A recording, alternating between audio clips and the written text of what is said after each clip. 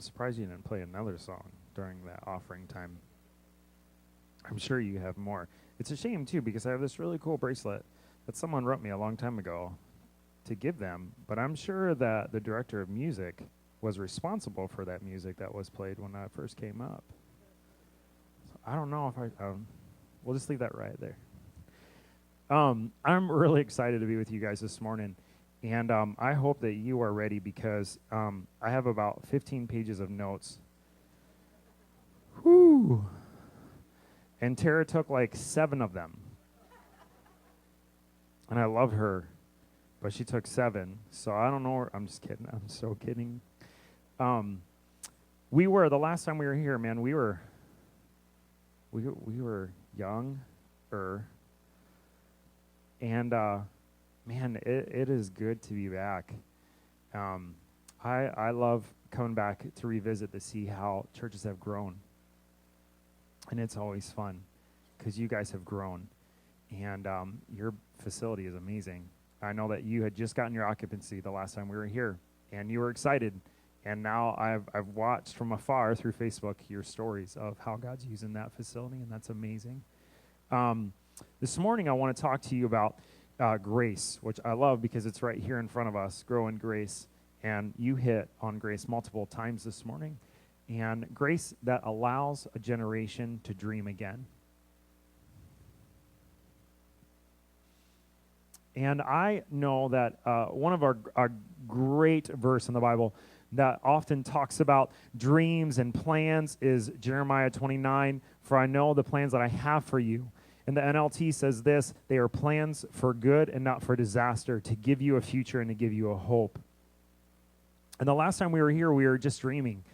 We had a dream to just go in the high schools. We had a letter of acceptance to go into high schools, and that was, over almost 6 years ago now, and that was just a very small taste of what God had in store for us. Little did I know what God really was up to when he redirected our path to Panama from where we used to be in El Salvador. We thought that we were just going to go and do school programs, do ethics and character, which I love and we have a blast doing.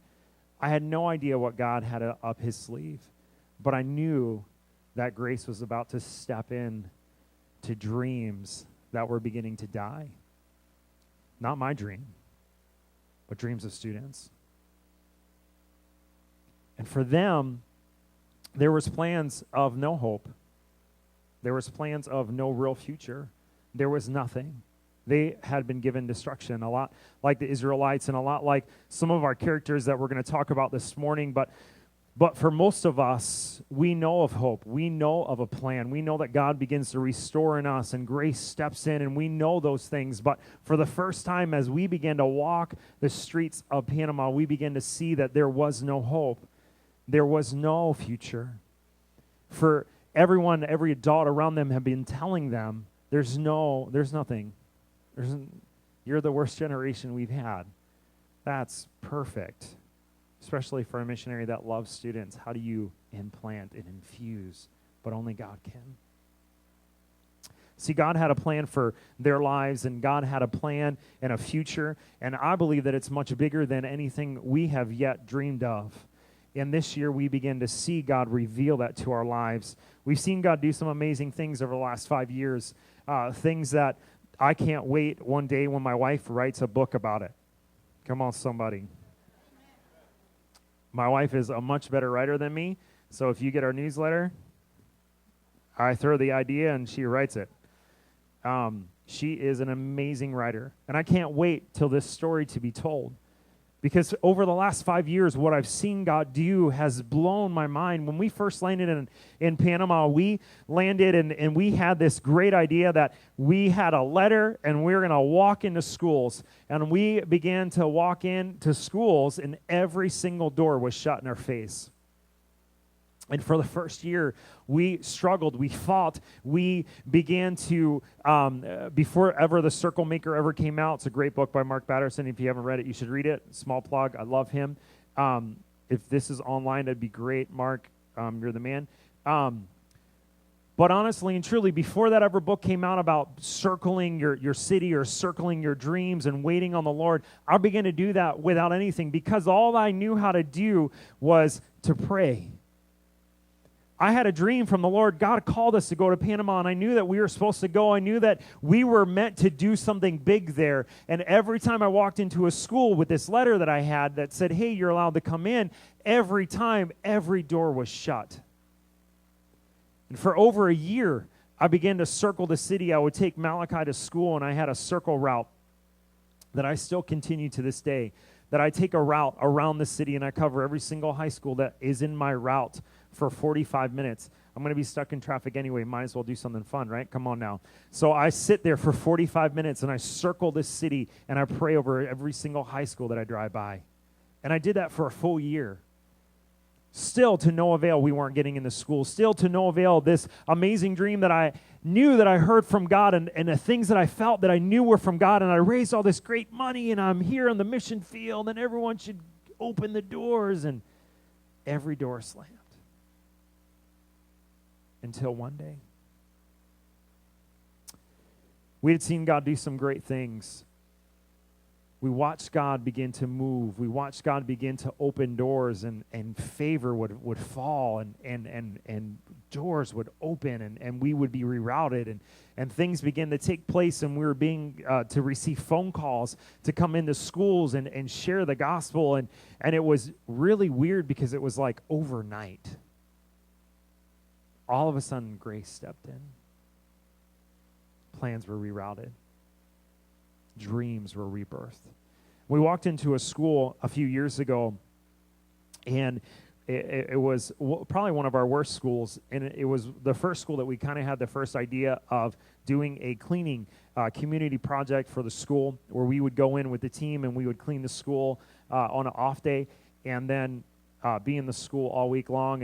And I remember we had a big team that was there with us from Minnesota, and we were in this room, and it was like 45 of the team, and then there was like 30 students, and we just did session after session after session after session just all day long, and we did it for a week straight, and we cleaned the school, and it was cool, and you know, we watched God do some really cool stuff, and we had been in that school, and we knew the kind of places around that school were pretty horrific. We knew the stories of abuse were pretty widespread. The principal herself had told me stories of students, and she's like, what do I do? And I'm like, ooh, okay. Well, let's begin to talk and have a conversation about this. And a year later, we went back to that school just literally by God's divine moment. We weren't supposed to go back there exactly a year later. And we met a girl as we were eating lunch one day. This girl walks up to me, and she goes, Pastor Gerritt. I'm like, hi. She's like, do you know who I am? I'm like, sure. No, not really. She's like, my name's Sarah. And I said, oh, wow, nice to meet you, Sarah. And she's like, no, we met before. And I said, really? And she said, yeah, last year you were here at my school. And you give an invitation for us to allow God's grace and God's gift to enter our lives. And I gave my heart to the Lord, even though I knew what I would walk home to that day. And you gave me two other things. You gave me a ticket to your girls' conference, and you gave me a magazine. And I remember that was the first year of our girls' conference. So I'm like, oh, wow, that's cool. Did you enjoy the conference? You know, I'm trying to chit-chat with her. And she's like, yeah. And the other thing you did was you talked about your Facebook discipleship program. And I jumped right into it. And I began to just read everything that you began to put out on your Facebook, and I began to get encouraged. And I said, oh, that's awesome. And she said, here's the deal.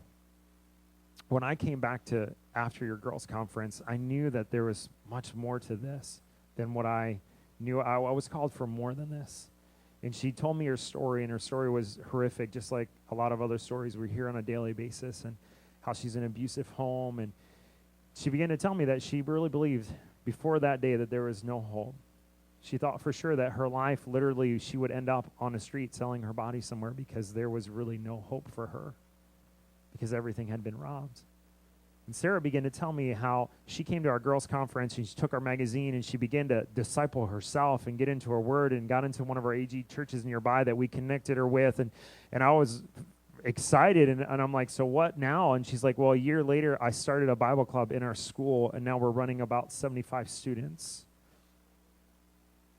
That school only went up to 9th grade, and that was her last year, and she had already trained 3 leaders to take it over for her as she was moving on to her next school that she had to go to. Grace stepped into her life, not just changed her life, but changed a generation at a school.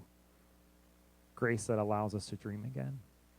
For that girl, Sarah, that day, she encountered a God that sent an amazing gift down to her life. See, grace stepped into her dreams and gave her a new hope. It gave her a new future.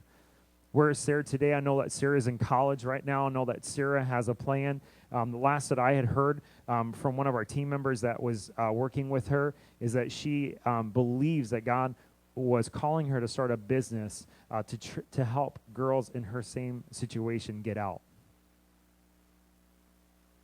Grace. It changed her entire future. God's plan was for grace to come. His plan was his best plan. Grace is amazing to us only because of how wicked we truly are without it. Come on, somebody. See, Moses is a great example of this. He killed someone before he ever met God in a bush. Grace rewrote his story just as it rewrote Sarah's and just as it rewrites ours on a daily basis. Just as it rewrote Sarah's and her schools and her classmates, God's grace was bigger for her, just as it is for the next generation to come after her, because it's still moving in that school. It's still growing. His grace plus my willingness equals success. It was a moment where grace stepped in and rewrote the history of an entire generation. When we first went to Panama, we were having a lot of schools cancel on us our first year.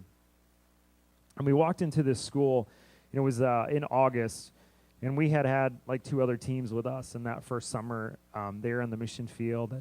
And I was really frustrated with the Lord because I had a lot of, as a missionary, you feel kind of responsible. You bring this team, they raise money, they come down, I'm responsible. And I tell them, hey, I have all this stuff lined up. And we did a lot of prayer drives that first summer. If you don't understand what I mean by that is in the spiritual sense, it's good. But on the other side, it also kills a lot of time in a day. And that's not really spiritual. But for me, we did a lot of prayer drives. I took teams to schools, and we would pound on doors, and just door after door, shut.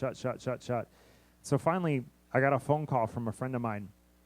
He said, hey, Gerritt, one of our senators got you into a school. It's kind of cool. I don't know where the school is. It's kind of Catholic. It's whatever. But, it's all yours if you want to go do a program. And I'm like, yeah, let's do it. I called the team, and we were at the hotel literally eating lunch. And I was really frustrated with the Lord. And so we go into this school, and this school is called Mascote. And we walked into the school, and I told the students that were there with us on the mission trip, I said, okay, here's the deal. We're just going to go and we're just going to pray over chairs and just ask God to do his thing. I don't know this school. I don't know anything about this school. This is my first time here. And so I don't know what to expect, but let's just believe that God's going to change lives.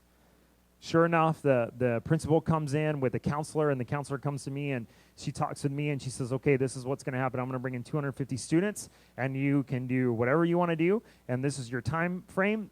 It's all yours. And I said, okay, how much time do we have? You have 5 minutes. We were ready to go. We prayed over chairs. We did our thing. And I'll never forget, because two of my staff guys were there, and they were leading the program, and it was really kind of crazy. I feel like I was back looking from above, like a spectator almost, as I think back about it. But we did our program, and we shared the gospel, and my 2 staff guys gave their testimonies, and I literally watched God do something I have never seen God do. And that was the day that our story was rewritten. We watched God begin to sweep over this room in a very powerful way. And all of a sudden, as my staff guys are asking for them to bow their heads, all of a sudden this weeping came across this room. And students began to weep. And just really like this heaviness just dropped on this school. And I'm like, oh, wow. And I'm looking around, and I'm looking at my wife, and my wife is looking at me, and I'm looking at the youth pastor, and all of a sudden, like, our staff guys goes, if anyone really wants to know about the God that we were just talking about, you want a relationship, why don't you come forward? We'd love to talk to you about it. And we always pray for the one. We always just believe that God will give us one student in every program, just one. I just ask for one. That's all I ask for, Lord. Just give me one. Because that one student will change an entire high school. Sarah did it. Sarah was our one. So we prayed for the one. The first girl walks up. Before she ever got to the front, she falls down. Nobody prayed for her. Nobody touched her. She just fell. And all of a sudden another girl comes up. She falls. And now I'm watching in the back, and I'm horrified because the senator and the principal and the vice principal and the counselor are standing up looking, and I'm like, oh, Jesus, what are you doing to me today? If this is how you're going to play, you got to give me some wisdom, because I don't even know how to explain this to Catholic people in this moment, Jesus. There goes my career. Do you have a great youth pastor job in the States? I'll take it. So I start making my way back. And then all of a sudden, this heavy weeping begins to get heavier. And then all of a sudden, I just look, and I looked at my staff, and my staff looks at me, and I said, you know what? Why don't you just have the team, let's have the team go pray for those students. That's how we're going to handle it. Like, I'm thinking, because then nobody else is going to fall under the power of God, and then I don't have to explain anymore. So if they fall in their chairs, and it looks like maybe they fell asleep or something. And so I send the team out. They begin to pray. And I'm trying to make my way back to the back of the room to explain what's happening with these people that have given us a letter of permission to come in. And here I am. I'm making my way back there, and one of the tall guys on the team, he's a basketball player, looks at me and goes, he's like, yo, Pastor Gerritt, I'm just saying, you told me not to pray for girls, and this happened. And I'm like, what are you talking about? And I'm like, what are you talking about? I look over, and all of a sudden he has like 7 girls around him, hugging him and weeping. And he's like, Pastor Gerritt, yo, I didn't do this. I was just trying to pray for that boy right there. This happened. I don't know. My hands are up. What do I do? And I'm like, oh, it had to be you, didn't it? And I'm like, you're the troublemaker. All right. So I'm like, well, here's the deal. I said, do you have a baby sister? And he said, yeah, I have a little sister. And I said, here's the deal. I don't know what God's doing in their lives, but treat them like they're your sister, and pray over them, and just allow the Holy Spirit to speak into you whatever He puts in your mind to pray over their life, and I'll be right back. And as I was walking away, I just kind of stopped. I came back, and I said, let me see what's going on. And so I kind of tapped on a girl, and I said, can you tell me your name? And her name, she's like, yeah, my name's Jennifer. And I said, okay, Jennifer, nice to meet you. I'm Pastor Gerritt. I'm here. My wife and I, we're missionaries here. And she looks at me, and she goes, your God's real, huh? Oh, it's going to be one of those, okay. And I'm like, yeah, my God's real, why? And she looks at me, and she begins to tell me her horrific story. That from the moment that she can remember, from a little girl at the age of 3, her dad had his way with her every single night of her life, however he wanted. And for the first time, she thought that she was free from that, because her dad had just gotten a job to go away on a boat and work on a crew. And he was leaving that morning. And so she woke up, and she thought that finally, for once in her lifetime, she was going to be free. She was going to have 6 months of freedom. She looked at me, and she goes, but you know what my dad said to my brothers? He said, you have her, and you keep her warm. And I looked at her, and I thought, okay, while we're using terminology that this is, and I looked at her and I said, did you say what I think you just said? And she said, yes, I did. She said, if your God's so real, what about that? And without speaking, you ever have those moments, insert foot, Instead, I inserted a dream that I didn't know that God was beginning to birth and the real reason why I was sent to Panama. And I began to speak out, and I said, my God is real, because the reason why I'm here today is because I'm here to speak into your life. I'm grace. God's grace wants to restore you and redeem you and protect you. And if you can give me 1 year, I promise you we will have much more for you. I promise you I will give you a center. I'll call it a refuge. I began to just lay out a dream that I had no idea what I was beginning to speak because I never talked about. And I looked on the other side of the room, and my wife's like on the platform weeping. And I'm like, oh, glory, here we go. And I make my way over to her because the youth pastor's looking at me. He's like, you guys are a wreck. What is happening? You're over there, you're weeping, and your wife's over here. And he's like, my team is, he's like, what is going on? I'm like, yeah, that's what I'm trying to figure out. So I go over there, and I'm looking at my wife, and my wife gets up off the floor, and she looks at me, and she goes, you know the story that I just heard? And I said, yeah, do you want to know the story I just heard? She told me almost verbatim the same story, except for one detail. Her story was with a 12-year-old girl, where mine was with a 16-year-old girl. Right? She was 12? 12, 13, we think. The only change in the story is that very recently she had a baby, and it was her dad's, and her dad got rid of it. Here's this 12, 13-year-old girl. Entire dream, entire vision, entire future was robbed from her in a moment. Her innocence was gone. And we looked at each other, and Tara said, do you know what this means of us? And I said, yeah. I said, yeah, I don't want you to say it. And I do believe that I put my hand on her mouth because I didn't want her to say it. And she said, you know what God's calling us to do? And I said, yeah, he's about to rewrite our history and change what we're here to do. And from that moment, literally, it was like the favor of God began to step into our lives. Grace came into us. And from that day in Mascote in August, we began to watch God do something and shake the foundation of the schools that we were in and begin to rewrite stories and chapters and watch God do something amazing, to dreaming up a girls' conference, to doing things that we never thought was imaginable for us being so young in a new mission field. This is stuff that veterans talk about, not stuff that first term in our own country begins to see.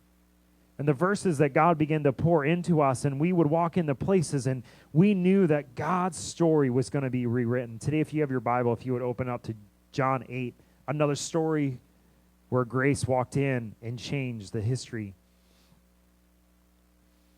Jesus had returned from the Mount of Olives, but early in the next morning, he was back again at the temple, and a crowd soon gathered, and he sat down and taught them. And as he was speaking, the teachers of the religious law, the Pharisees, brought a woman who had been caught in the act of idolatry. They put her in front of the crowd, and they said, "Teacher, this woman was caught in the act. The law of Moses says that we are to stone her. What do you say?" They were trying to trap him into saying something that they could use against him, but Jesus stooped down and wrote in the dust with his finger. They kept demanding an answer, so he stood up again and said this, "All right, but let the one who has never sinned throw the first stone." And then he stooped down again and wrote in the dust. And when the accusers heard this, they slipped away one by one, beginning with the oldest, until only Jesus was left in the middle of the crowd with the woman. Then Jesus stood up again, and he said to the woman, "Where are your accusers? Didn't even one of them condemn you? Is not one here to condemn you at this moment?" And she looked at Jesus, and she said, "No, Lord."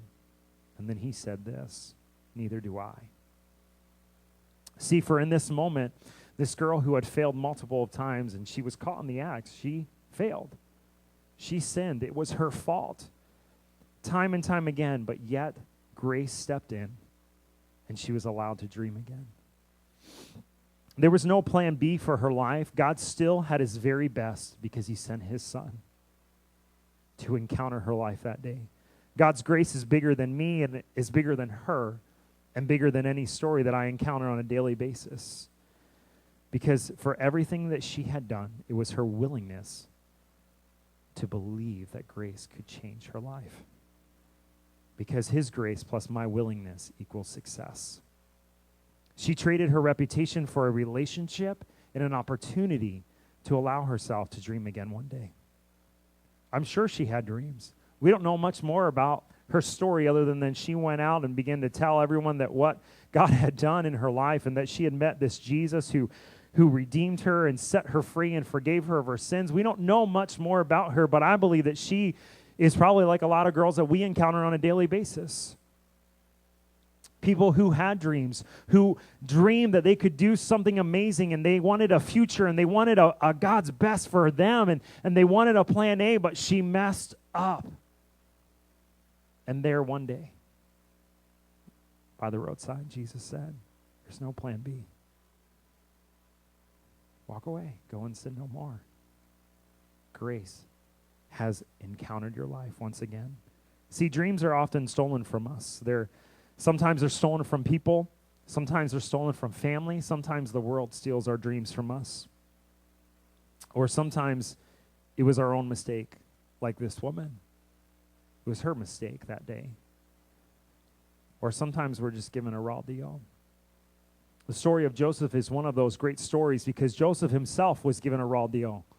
He was a dreamer. One of my favorite men in the Bible, he dreamed big dreams. He had a great vision and a great future and a great plan for his life, and he was given a raw deal. He had brothers that were jealous of him. They wanted to destroy his life. They wanted to do things, and they casted him away. Tara and I have hosted a lot of girls' conferences, and this year was just another one that rocked us to our core. It was another one where we watched God step in and restore dreams again. We saw God's heart. We saw what God could do in and through girls' lives. We've watched over the last several years God continue to bring in unchurched, unreached, unwhole girls who are broken. We watch girls flood altars year after year to receive God's best for their lives, to walk away redeemed, sanctified, set free, ready to walk and conquer the world once again because their dream had been restored by grace because grace encountered their lives, just like he did with the woman on the roadside. Their innocence was robbed. They weren't given a chance. They were told to walk away. They were told, it happened to me. And that's okay. So it's okay if it happens to you. Just another recycle of the story. They needed grace to step in, and we watched it happen year after year, but the cross was meant to restore us back. Come on now, somebody. It was God's original plan A. He sent his grace. It was his plan of grace. It was his plan to send his son to come down to restore us back to the place that we needed to be. But sometimes, just like our girls, their paths weren't chosen for them. See, sometimes things are taken from us, just like the story of Joseph. The cross was God's grace in action. Jesus dying for the undeserving, dying for you and dying for me.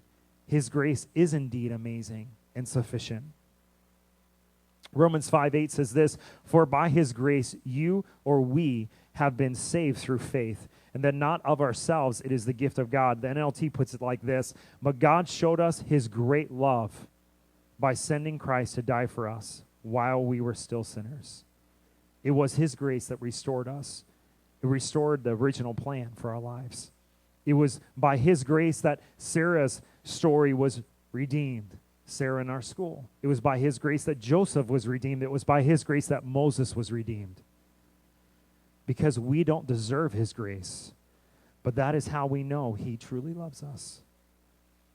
Because it was that moment that when everything was stolen and robbed from us, he steps in and restores once again. It steps in, it restores, and restores not just everything and makes us whole again. It restores our dreams and our futures and the plans that God wants to use us for. Those are things that I think we oftentimes forget about, because God is the dream giver and the dream restorer.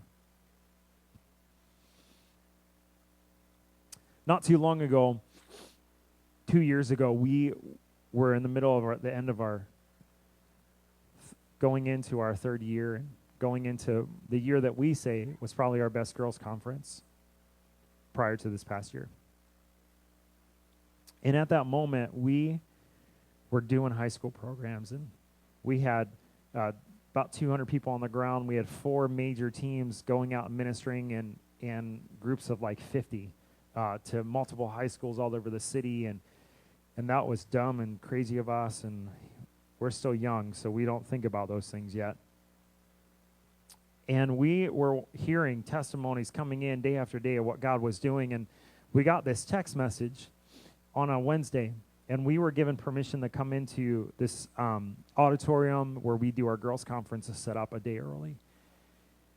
And for whatever reason, going into this girls' conference, this particular one, was probably the most hectic conference we've ever had. It was the crazy one. We were missing details, things were falling apart, and we were just bashing our heads against the wall. And our team was frustrated, and my staff was frustrated with me, and I was frustrated with myself because I don't miss details, and I was missing details, and my wife was frustrated with me, and I was frustrated, and because she was frustrated with me, and I'm not allowed to get frustrated with her, so it's part of our arrangement. I don't know what that's about. And we were just going in, and Wednesday we walked into the auditorium, and I walk in with part of my vision crew, my creative staff, and they're made up of guys all over the U.S.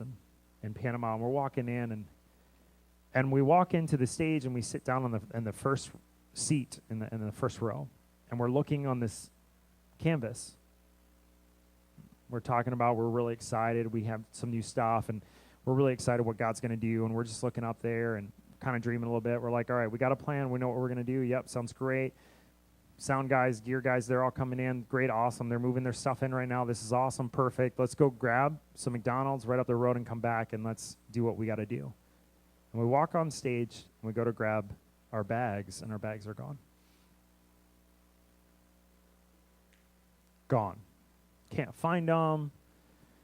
In those bags was my only car key to my truck that had a trailer on it, sitting outside. I mean, it just named the list, plus my friend. I mean, he had about $10,000 worth of gear inside of his bag, just gone. Everything was gone. And now we're really frustrated, really angry with the Lord. And it's like, Lord, really? Really? And right then, I get this text from one of our team members, Gerritt, we have a story to tell you. And I'm like, okay, this is perfect. Let me just throw me under the bus even more. Awesome. Let me just lay down now. And I'm like, all right, what's going on? And they're like, well, we can't tell you. We want to tell you firsthand what's going on. So then all of a sudden I start getting phone calls. Can you believe what happened? I'm like, I don't know what happened. You're on like 3 buses at another school. Why are you calling? How do you know what is going on? And everyone's all excited. And I'm like, what's the deal? And so all of a sudden, the first bus comes back. And I mean, I'm just still devastated because we've lost a lot of gear and money and everything. And I'm frustrated. They're like, Gerritt. So we walked into school. We did this program, and it was amazing. It was awesome. At the end, this girl named Caroline started manifesting in a very weird way, to the point of she began to move in her body like a snake. And her body was literally twisting in a way that a normal human person literally cannot twist, no matter how, from what they said at the school from our team leader who was there at that moment, he said to me, I have never seen anybody move their body this way. Trust me. And I said, okay. And then he said this, and he said, but not only that, but when she began to speak, her tongue came out like it was a snake. It would come out like a couple feet long. He said it was really weird. He said, I'm just telling you right now that like that girl was possessed. And I said, wow, okay, so, who led this? Like, please tell me that, what do we do? And he said, no. He said, no worries. He said, one of our pastors came up, And Pastor Mercedes from one of our leading teams was there, and she went up and she told the team, let's get all the other students out and let's make a circle and begin to pray. And she began to walk them through it. And one of my other missionary colleagues just happened to be there and was encouraging the team, teaching the team what was going on. It was a really great experience for the team to understand what was taking place. And as Mercedes began to talk to Caroline that day, that moment, it happened to be the same moment that all our gear was gone. Just saying. So she began to talk. And the story goes on and on, how she just began to ask questions. And finally, she said, what is your name?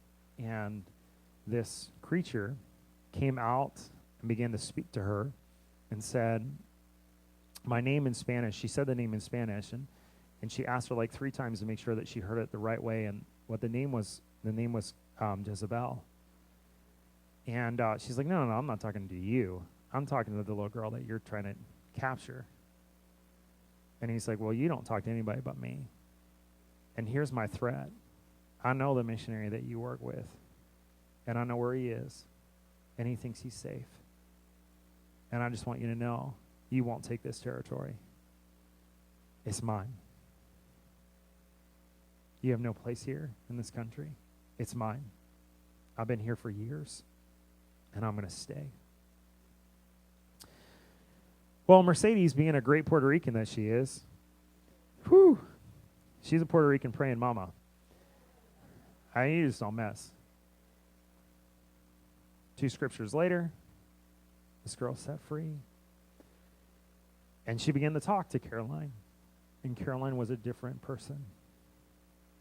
And they came back, and we're like, I have no idea what's going on. They begin to tell me the story.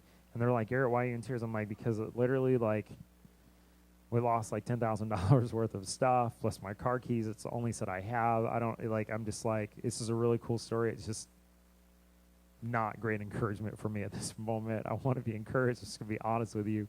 I'm just really frustrated with myself because I should have known better. And so we're talking or whatever, and sure enough, I just told Mercedes, and Mercedes walked up to me and goes, I just really feel like what that thing said to me is what's been happening to us for the last week, that we have had this spirit of confusion come upon us. She said, and she looked at me, she said, Pastor Gerritt, I know you know this, but the spirit of Jezebel has many forms, and a lot of times we get it wrong, but a lot of times, the spirit of Jezebel is truly the spirit of confusion and distraction and destruction. And I said, yeah, okay. And she said, I really feel that we need to come against that. And I said, the mic's all yours. You have more faith in me right now, and I'm just going to be really honest with you. I'm really frustrated with this other thing, and I got to figure out what to do. So here's the mic. You lead that, and that's cool.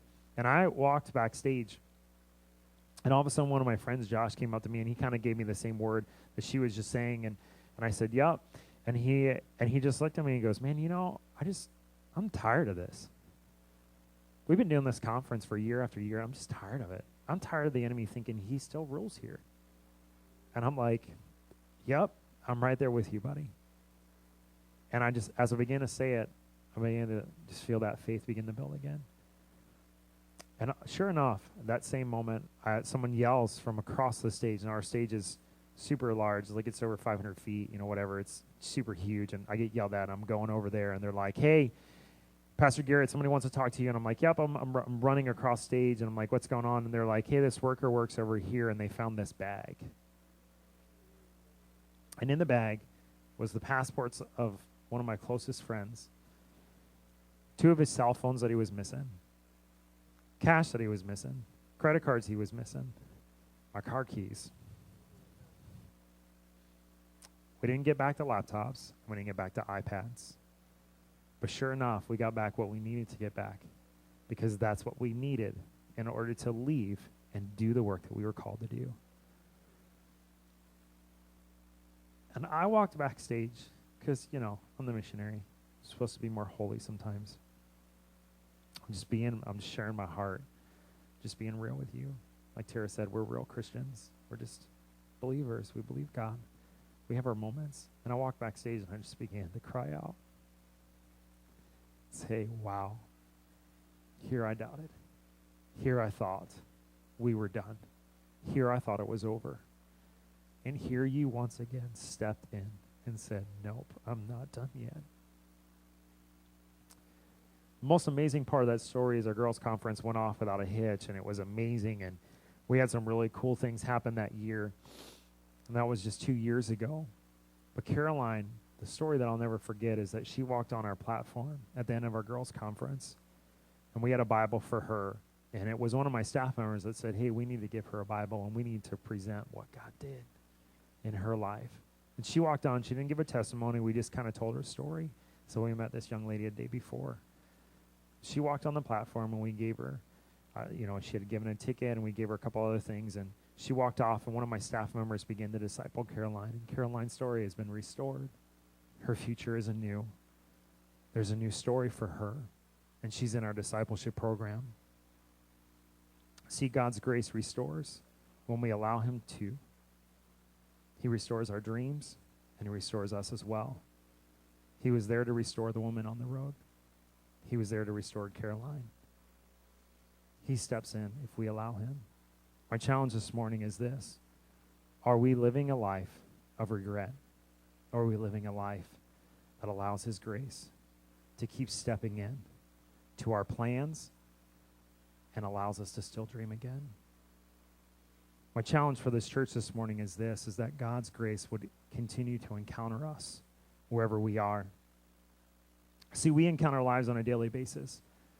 There's a world outside these doors. We talk about it often. I'm sure Pastor Craig reminds us all the time, and that one of these key things I read this morning talks about that. There's a world that needs grace to step into their lives on a daily basis.